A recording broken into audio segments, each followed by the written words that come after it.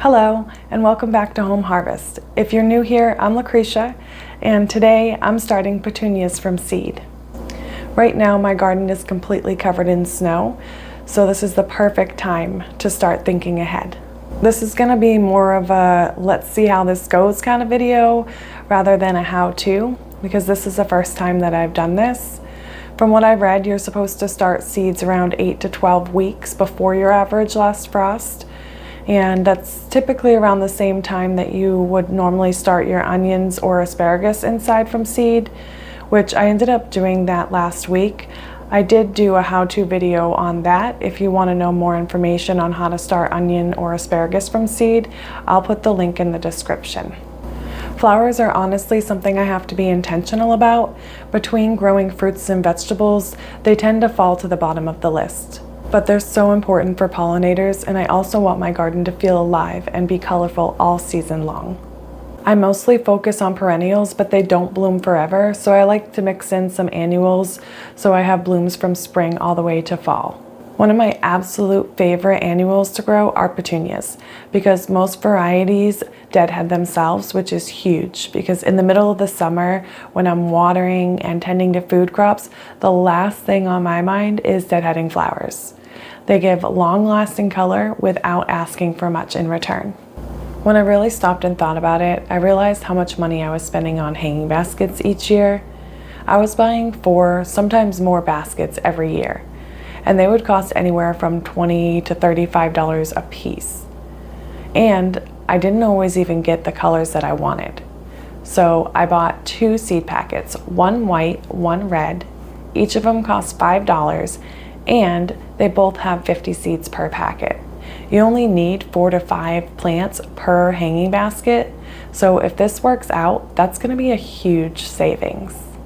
When I added it all up, I realized I was spending well over $100 every season just on hanging baskets. That's crazy. So I'd like your input. Have you ever started them from seed before? If you did, what worked, what didn't? And if this is your first time, just comment trying for the first time so I know you're here with me. For me, even if it doesn't work, the potential savings is well worth the efforts. Now I'm going to go ahead and get everything set up to start these seeds.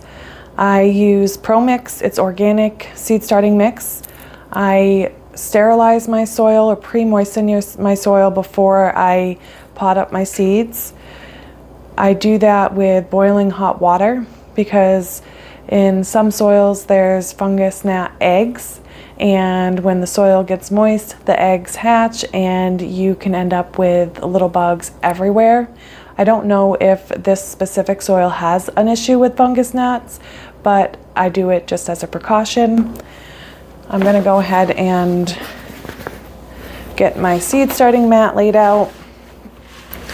I also sift my soil so I get out any large chunks and toss it out with sticks and things like that. I'm using these 4-inch deep by 4-inch wide pots, and then once the seedlings get maybe a week or 2 weeks old, I'm going to go ahead and pot them up into bigger cells. I'm using a 48 cell tray. So you can just start them directly in a seed starting tray, or you can pot them up like I am. It's up to you. So I'm just going to go ahead and pack in the soil. And if you are going to pot them up, you can use a shallower tray. I just don't have anything more shallow, so this is what I'm using. Now that that's all pressed in, I'm going to go ahead and take my seeds. I have 4 of these. I'm going to fill all 4 of them up. They're not going to be in here for long, so the soil doesn't have to be all the way to the top. But I have 4 of them. I have 100 seeds, and I'm going to sow about 25 seeds lightly on the surface for each plant. So that's what it says. Sow thinly and barely press into the seed starting formula. Keep moist.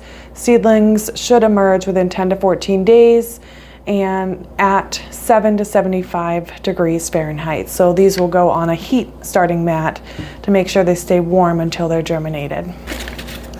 This variety is from Burpee and it's Petunia Super Cascade White. And they come in this fun little seed holder. So I'm gonna try to just put 25 in here.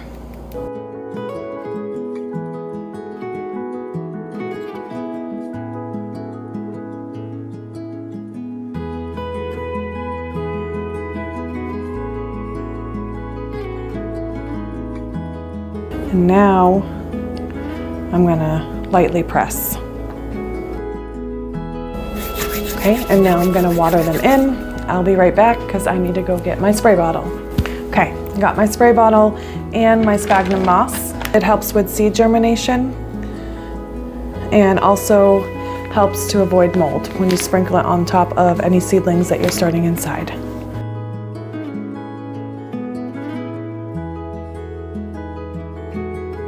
And now I'm gonna go ahead and label it. I love finding ways to make gardening easier, more affordable, and less time consuming. Honestly, I have no idea if this is gonna work perfectly. I did do my research because I just have to do research. That's just how my brain works. But this is still an experiment. So if it does work, great. If it doesn't, I'll let you know. If this works, it's gonna save me a lot of money and give my garden long-lasting blooms all season long. So I hope you'll follow along to see how these petunias turn out. Make sure you're subscribed, turn on notifications, and I'll see you in the next video. Happy gardening!